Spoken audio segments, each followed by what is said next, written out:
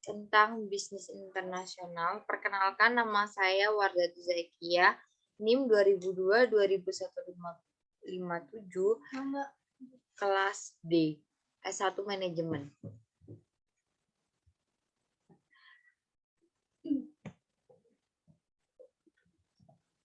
Baik, pembahasan materi pada pagi hari ini: 1. Kebijakan bisnis internasional, 2. Pasar falas, 3. Global marketing dan strategi, 4. Global operasional. Yang pertama, kita akan membahas tentang apa itu bisnis internasional. Jadi, bisnis internasional adalah suatu kegiatan berbisnis atau berdagang yang dilakukan antar negara satu dengan negara lain. Tujuan kebijakan internasional melainkan 1. Menaikkan devisa negara, 2. Pertumbuhan ekonomi, 3. Mempengaruhi stabilitas harga barang ekspor, 4. Eksistensi tenaga kerja, 5. Memenuhi kebutuhan di negara lain, 6. Memperoleh keuntungan internal maupun eksternal.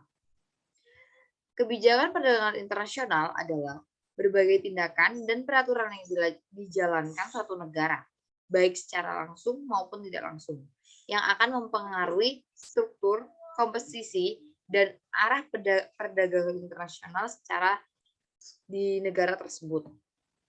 Kebijakan dilaksanakan dengan tujuan untuk melindungi kepentingan ekonomi nasional, industri dalam negeri, dan lapangan kerja, serta menjaga stabilitas ekonomi nasional. Beberapa kebijakan perdagangan internasional, ada politik proteksi, adalah kebijakan pemerintah untuk melindungi industri dalam negeri yang sedang tumbuh, atau persaingan barang impor. Politik perdagangan bebas politik adalah kebijakan pemerintah untuk mengadakan perdagangan bebas antara negara satu dengan negara lain. Politik autarki adalah politik kebijakan perdagangan dengan tujuan untuk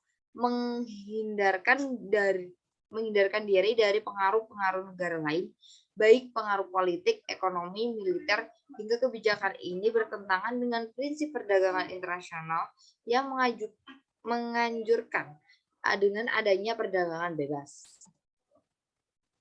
Pasar falas. Apa itu pasar falas? Nah, pasar falas yaitu valuta asing.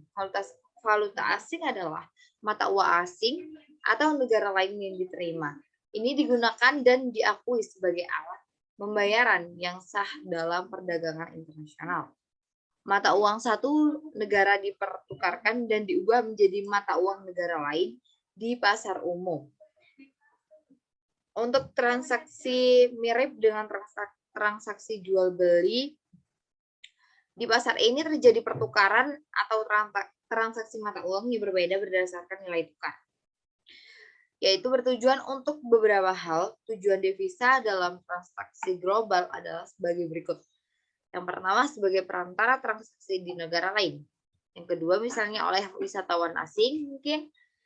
Yang ketiga, sebagai sarana untuk mempertahankan daya beli, untuk membuat keuntungan pasar forex, dan mengurangi resiko fluktuasi nilai tukar. Nah, selanjutnya ada sumber asal permintaan falas. Para importer barang dan jasa, para investor dalam negeri yang memerlukan falas untuk menyelesaikan suatu kewajiban luar negerinya, wisatawan dalam negeri yang ingin membagi leluasa melewati perusahaan di luar negeri, rumah tangga dan keluarga pemerintah untuk membiayai perwakilan di luar negeri, dan para spekulan. Sistem kurs valuta asing, yaitu ada kurs tetap, kurs mengembang, snack system. Fungsi falas itu alat tukar internasional, alat pembayaran internasional, dan alat pengendali kurs. Seperti itu. Selanjutnya kita akan menuju ke global marketing. Apa itu global marketing? Nah, global marketing melibatkan suatu perencanaan produksi dan penetapan dan promosi produk atau jasa bisnis di pasar dunia. Nah, global marketing di masa lalu pemasaran global marketing terutama merupakan dominan perusahaan multinasional sejak kemunculan internet.